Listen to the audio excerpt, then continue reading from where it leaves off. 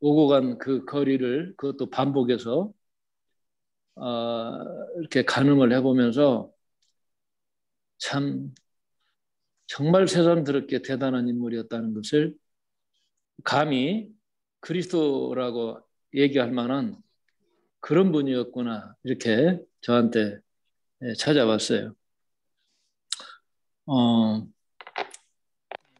하여튼 이 느헤미야를 추천한 우리 믿음님한테 내가 감사한 마음을 드립니다. 자, 어떻게 또 1장 여러분 가슴속에 말씀이 찾아왔는지 좀 나누도록 그렇게 하겠습니다. 나누면 굉장히 단편적인 그 사람에 대한 이해가 들 거예요. 특히 우리가 이 성서는 항상 역사적 관점을 이렇게 뭔가 대입을 하고 있어. 그래서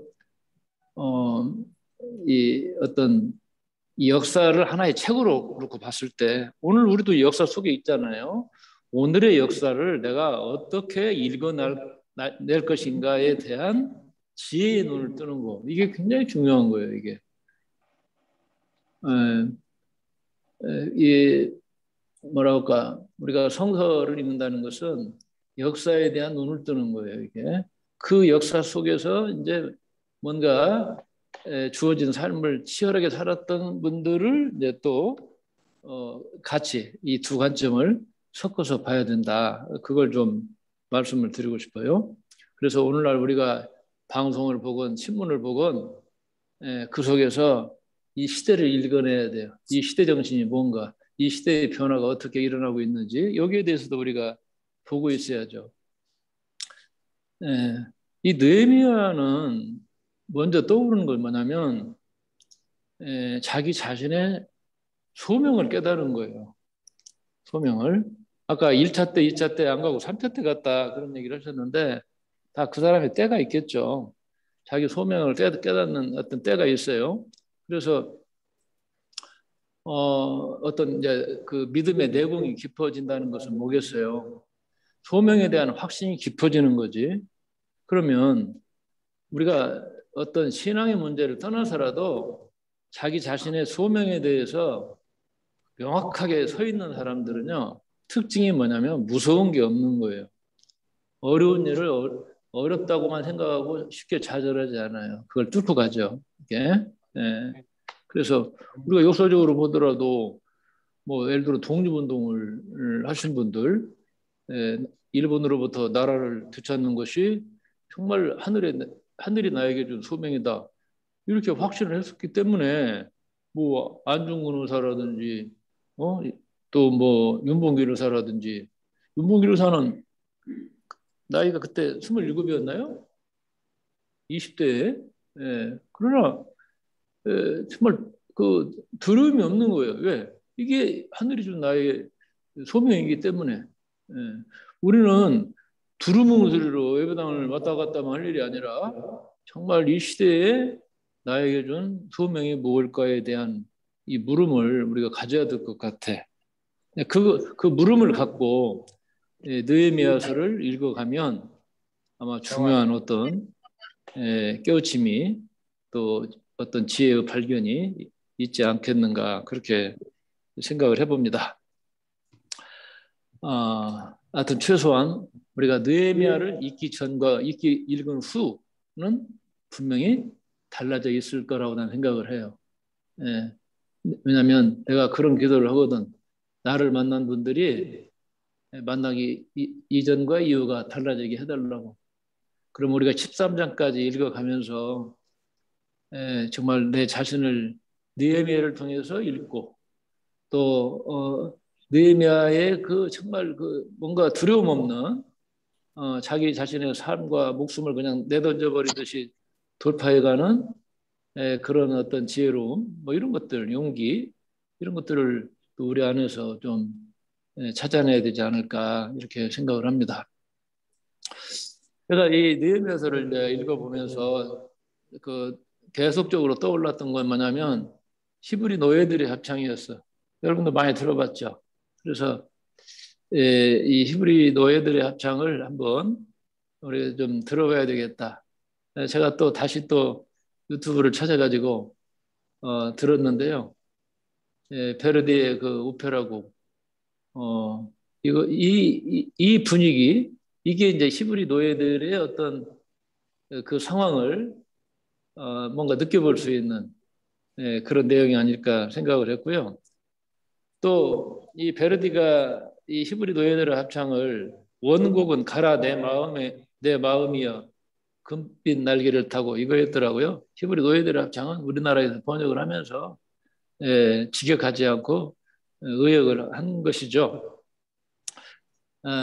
그러면 뭐 아까 에스라하고 느헤미야가 하나로 이렇게 한 권이었다 그러셨는데 어차피 느헤미야를 하다 보면 뭐 에스라도 여러분들이 미리 좀 읽어 두셔야 될 내용이라고 생각을 하고요. 시편 137편이 이 베르디의 이 오페라의 그 배경입니다. 그리고 우리가 읽어가야 될 느헤미야의 또 뭔가 전체적인 배경 이것을 전해주는 시죠. 137편을 먼저 한번 읽어볼까요?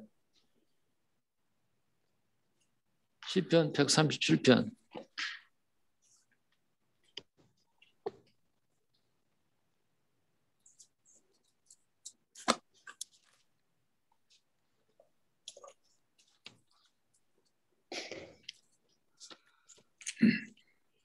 도도님이 한번 읽어주실까? 941쪽에.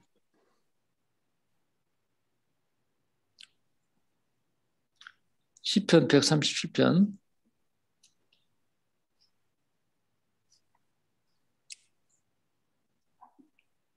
왜 이렇게 오래 걸려? 137이라니까. 그 음악이 준비가 되어 있나요? 네, 이거 듣고 137편. 우리는 바벨론 정전에 앉아 시온을 생각하여 오는데 버드나무 가지 위에 이제는 쓸모없어진 우리 깃발을 걸었네. 우리를 사로잡은 자가 우리에게 노예를 청하며 우리를 평평하게 만든 자가 우리에게 신명을 부수라 하네. 자기들 위해 시온 노래를 창가라 울프라 하네. 그러나 어찌 우리가 이방 땅에서 여호와께 드리는 노래를 부를 수 있으리. 예루살렘아, 내 너를 믿어야 한다면 차라리 내 오른손이 귓바 끓는 솜씨도 함께 영영 잊어버리게 하여라. 예루살렘아, 내 너를 생각할 수 없다면 너를 생각하는 이 같은 복장 기쁨을 잊어야만 한다면 차라리 내 터가 이천장에 들러서 다시는 노래 부르지 못하게 하라. 여호와여 기억하소서. 예루살렘이 사로잡혀가는 날 애굽이 어떻게 헤어졌나를 그들이 말하기를 바닥에 아예 냉동행이처 찢어버려라 하지 않았던가요. 침략자 바벨로나 네가 우리에게 저지른 그대로 네게 안갚음하는 자 복들이라. 네 어린 자들을 붙잡아다가 바위 위에 메어치는 자 복들이라. 예.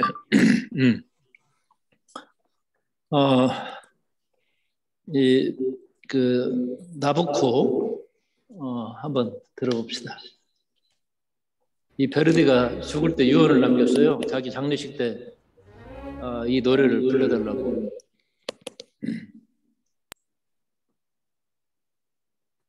볼륨 좀 올려주셔야지.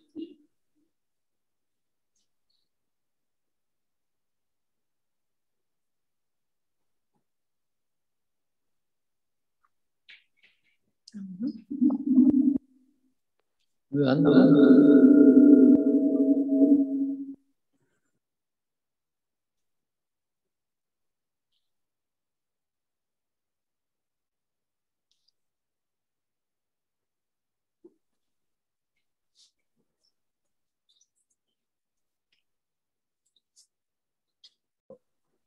이탈리아가 오스트리아의 식민 지배를 받았어요. 오스트리아에. 그래서 이 19세기 중반까지니까 뭐 오랫동안 이렇게 그 지배를 받았던 거죠. 그러니까 그 한을 히브리 노예들에게 빗대어 가지고 이 나부코를 만든 거죠. 그래서 이탈리아 국민들한테는 이게 민족의 노래라고 그렇게 알려져 있습니다. 오늘 우리 주제는 이제 물론 히브리 노예들에게 이렇게 연결이 되어 있지만 이 시편 137편을 이제 뭔가 차용을 해서 베르디가 그 작품을 만들었던 거죠. 진달래 카페 방에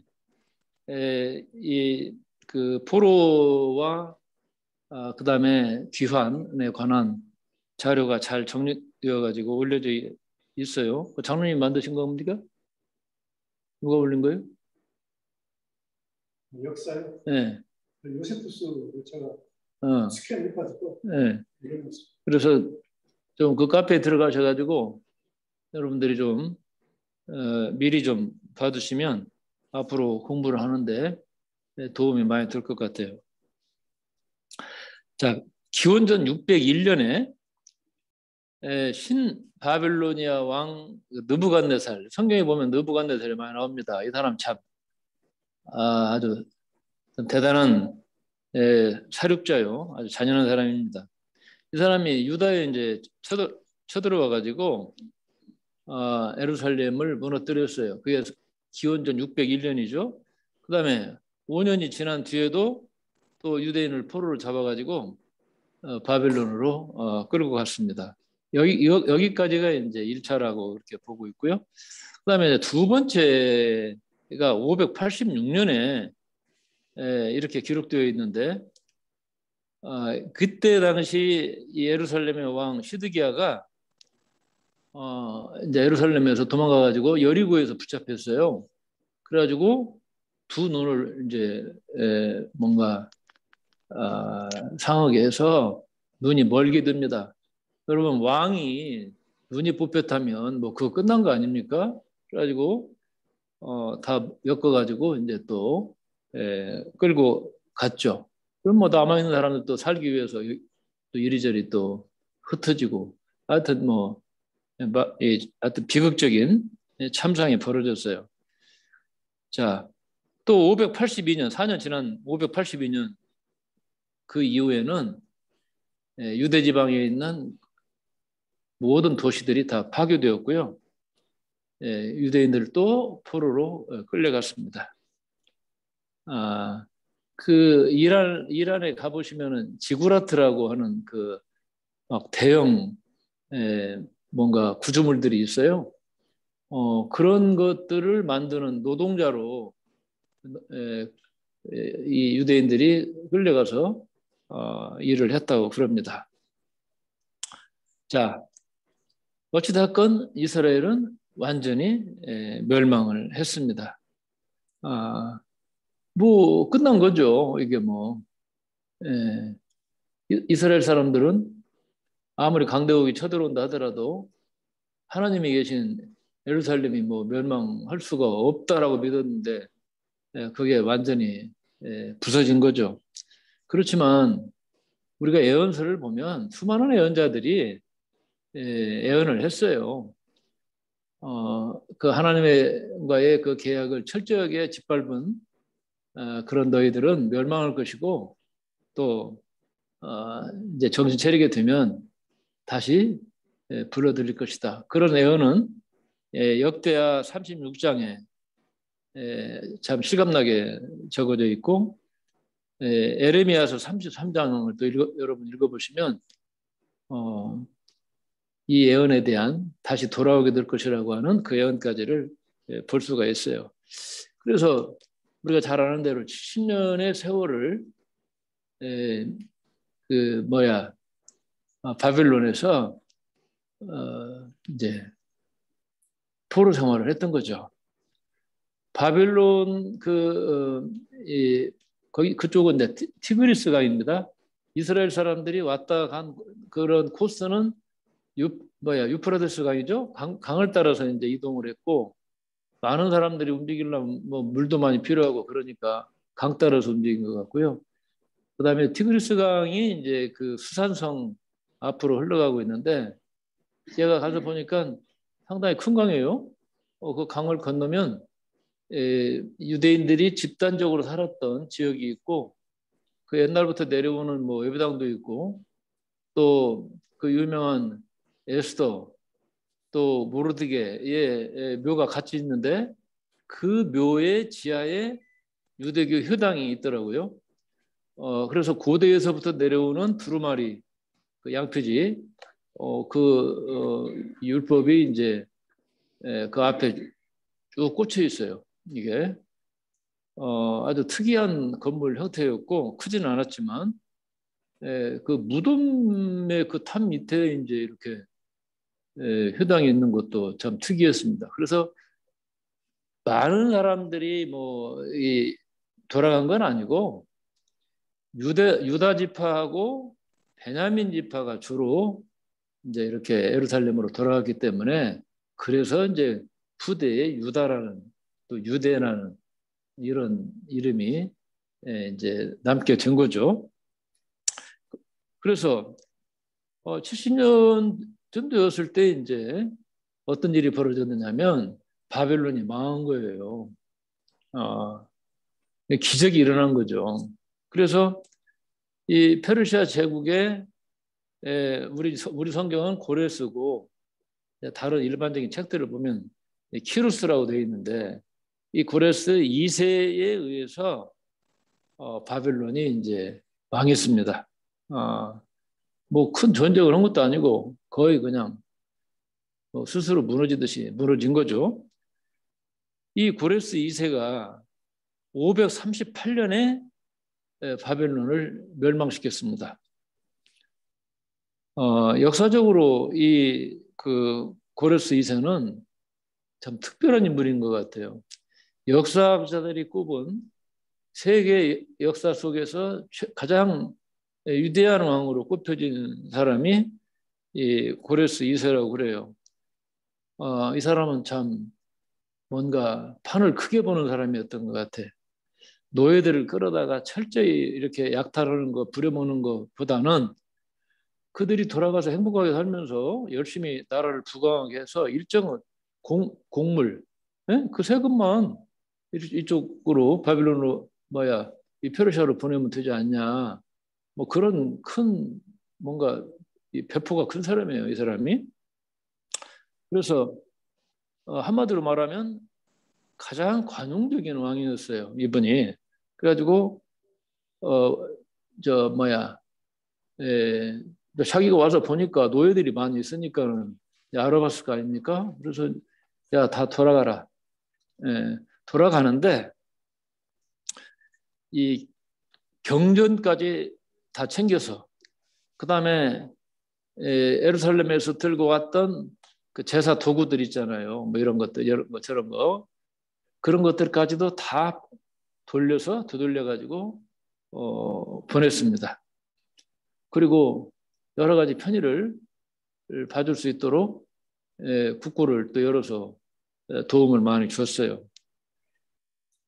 그때 엘들에게 하면 두루마리 경전을 불태우고 뭐 이랬더라면은 유대교는 거기서 끝났을 거예요. 이스라엘 역사는 뭐 거기서 단절됐을 겁니다. 그런데 이 고레스 왕 때문에 이스라엘의 역사가 새롭게 정말 잘려진 나무에서 새순이 나가지고 크는 그런 일이 이제 벌어진 거죠.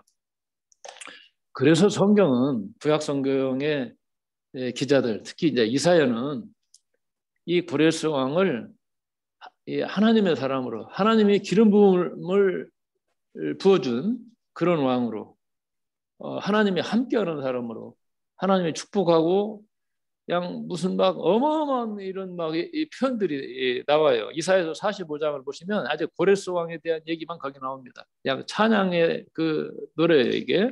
그래서 유대인이 아니지만 유대인들에게 있어서는 뭐 정말 엄청난 의인이기 때문에 고레스 왕에 대해서 그런 표현들이 많이 등장을 하고 있어요. 그러면 아까 이제 장로님께서 말씀해 주셨는데 1차 귀환이 기원전 537년에 첫 번째 귀환이 술바벨 에수아라는 사람에 의해서 인솔해 가지고 왔는데 이때 돌아온 사람이 49,897명이라고 자료에는 그렇게 되어 있어요. 그런데 재밌는 게 일반 백성이 42,360명이었고 노비가 7,337명이야. 그래도 노비는 또 달고 왔어. 노예로 간 사람들이 또 노비가 있었나 봐. 그다음에 노래하는 사람이 200명이 있었다. 또 이런 또 색다른 기록이 있어요. 아마 성가대 찬양하는 사람도 있을 것이고 뭐 하여튼 200명이 있어요. 그래서 총 49,897명. 대단히 많은 숫자입니다. 이 숫자도. 그래서 유프라디스 강을 따라서 가다가 한참 올라가면 이제 그 다드몰이라고 하는 곳이 있고 여러분 지도에 보시면 성경 뒤에 보면 지도가 있어요. 그 다드몰을 통해서 다메섹을 통해서 예루살렘으로 돌아오는 코스. 이게 이제 주 경로였죠. 자, 이 고레스 왕은요, 포로들이 자유롭게 가고 싶은 사람은 다 가라 이렇게 열었어요. 그리고 돌아가서 성전을 재건하는 것도 허용을 했습니다. 또 성전 건축을 하는데 필요한 국고도 지원을 했습니다. 대단한 사람이에요, 보니까.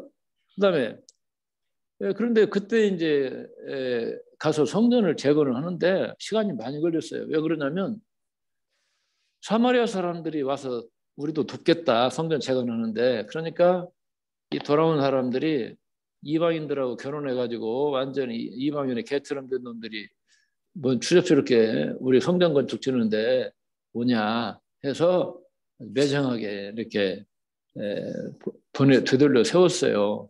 이런 게 이 사람들이 이제 원한을 품은 거지. 그래 방해를 해요. 방해를 해가지고 16년 동안이나 성전 재건을 못했어.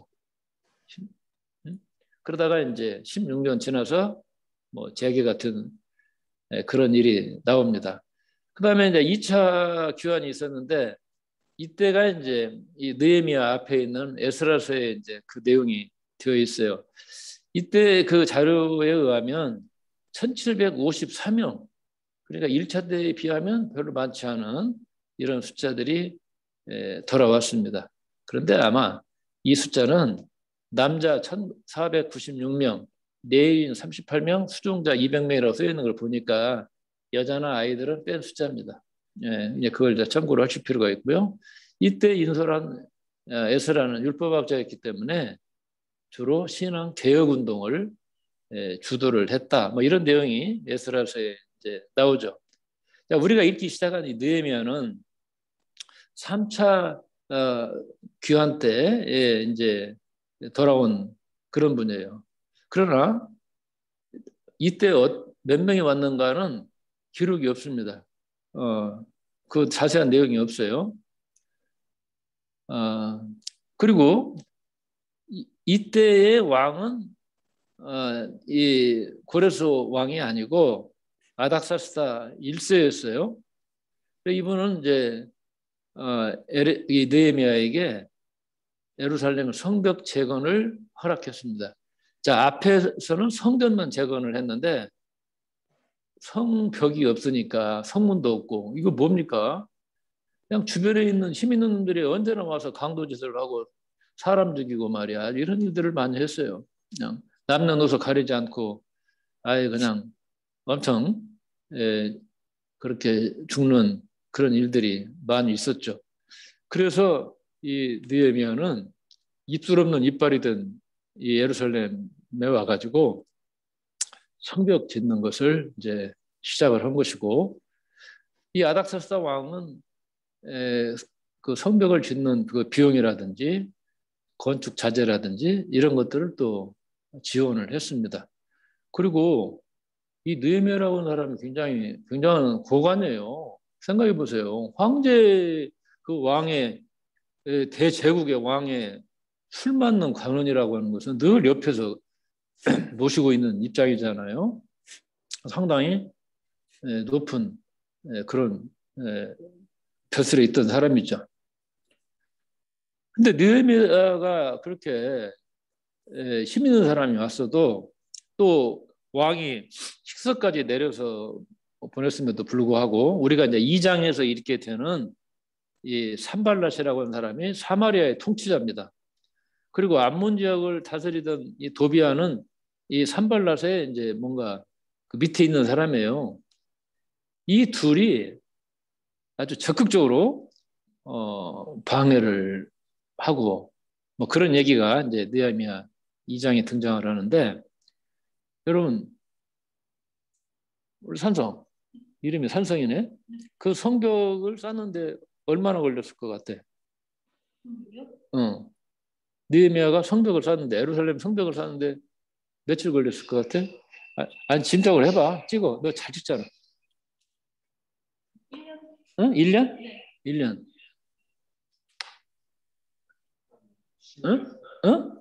10년 정도. 10년 동안 성을 샀어? 10년. 도도님,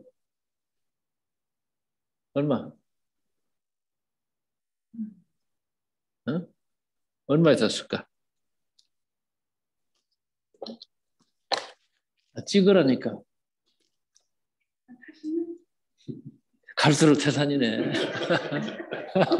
갈수록 태산이네.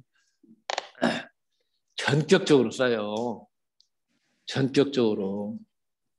52일 걸렸어요.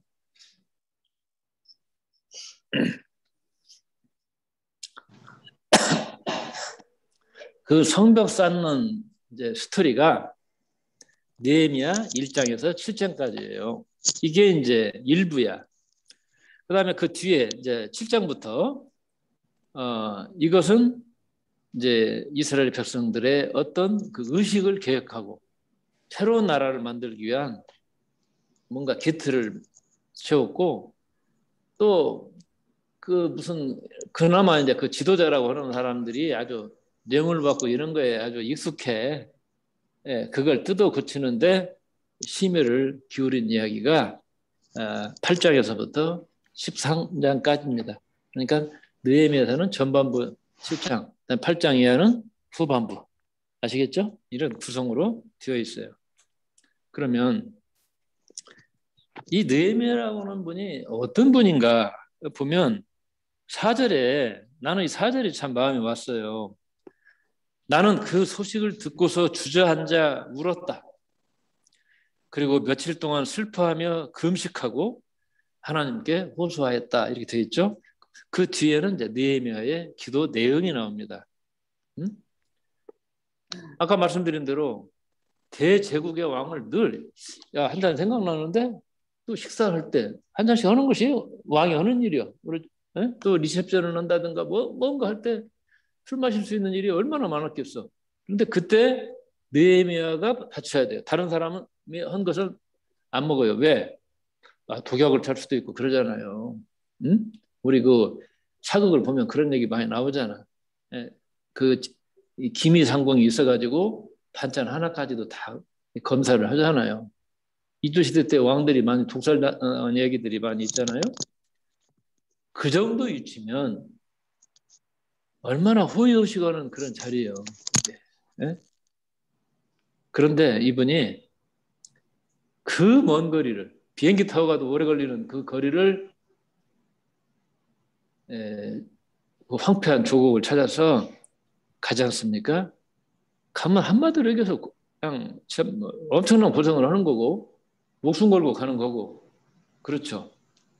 그래서 하늘에서 이 땅에 내려온 예수님의 빗대어 가지고 뭔가 예로 들 만한 그런 사람이 유래를 찾아보기가 어려워요. 느헤미야가 바로 그런 분이죠.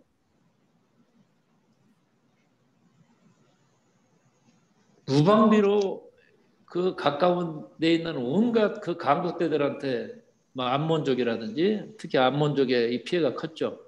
이런 놈들이 그냥 성문 없으니까 성벽도 없으니까 그냥 쳐들어와 가지고 한바탕 분탕질을 하고 돌아가곤 했던 것이죠. 이 기도 내용을 보면 이스라엘의 죄악에 대해서 자기 자신을 포함한 중보 기도를 드리고 있어요. 중보 기도. 그리고 이제 뒤에 이제 가보면 배터리 전원이 부족하네.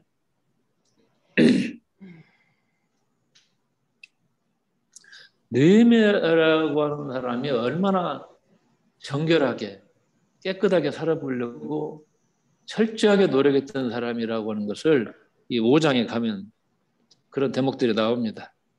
우리가 이제 앞으로 읽어가겠지만 그렇기 때문에 이 불의한 그런 지도자들에 대해서 꾸짖을 수 있었고 또 그가 깨끗했기 때문에 깨끗한 나라를 만들기 위한 어떤 그의 노력이 그나마 먹힐 수가 있었던 거죠.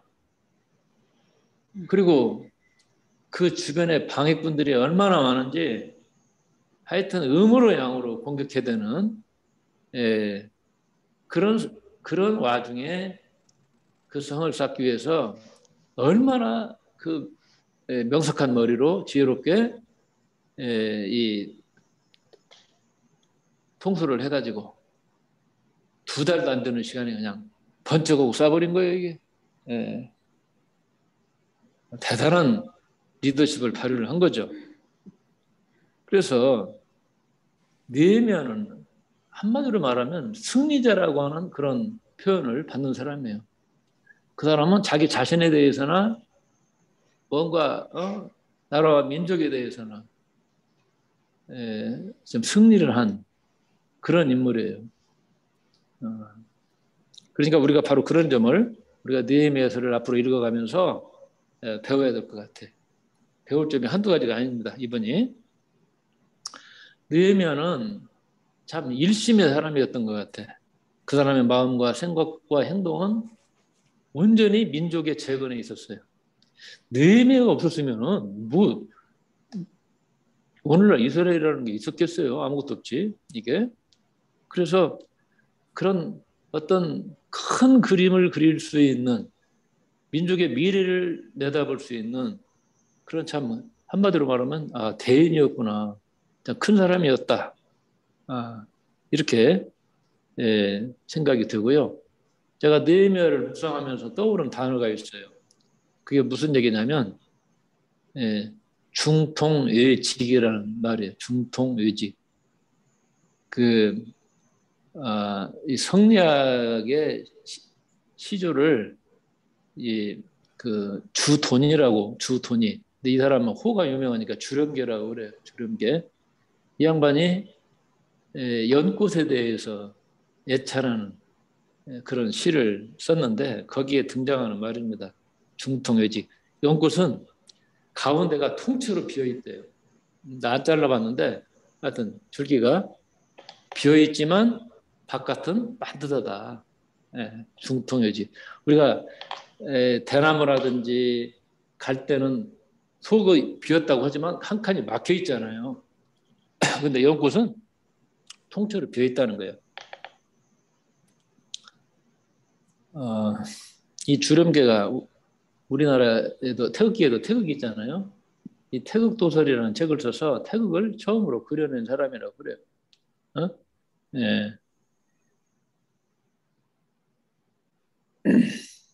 그래서 연꽃을 이 주렴계가 이제 비유를 하는 거예요. 마음속이 막혀 있지 않고 통째로 통해 있는 그런 사람은 막힘과 걸림이 없이 정직하게 사람을 대할 수 있는 사람이라는 거예요. 그래서 올곧은 사람의 상징이 연꽃인 거예요. 이것은 유교의 입장에서 바라본 연꽃에 대한 얘기입니다. 그러니까 이 붓다가 연꽃을 든 그거하고 좀 이렇게 다른 어떤 관점이 있어요. 어찌됐건 속에 막힘없이 탁 터진 사람. 그게 어떤 사람이겠어요? 깨달은 사람이고 또 뭔가 그런 마음이 사랑이고 또 자비심이고 뭐 진실일 수 있겠다. 이런 어떤 은유적 표현을 이 중통외직이라고 하는 말로 설명을 하고 있거든요. 자, 시궁창에서도 어려운 환경에서도 깨끗하게 자라는 어떤 연꽃. 그 향기가 또 대단하죠? 널리 퍼집니다.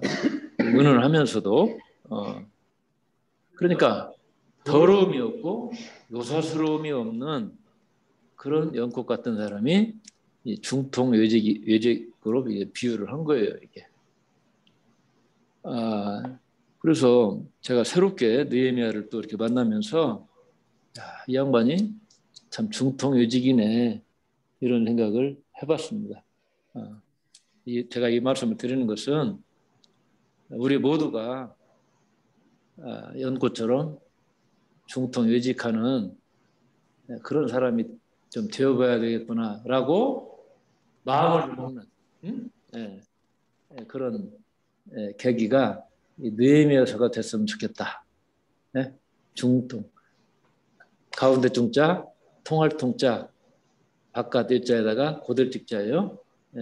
중심은 통에 있고 하나로 겉은 아주 강직한 바르게 서 있는 그런 뜻이죠. 중통외직. 우리 유도님이 중통외직을 좀 바로 좀 실현할 수 있기를 바랍니다. 우리 찬송할까요? 찬송.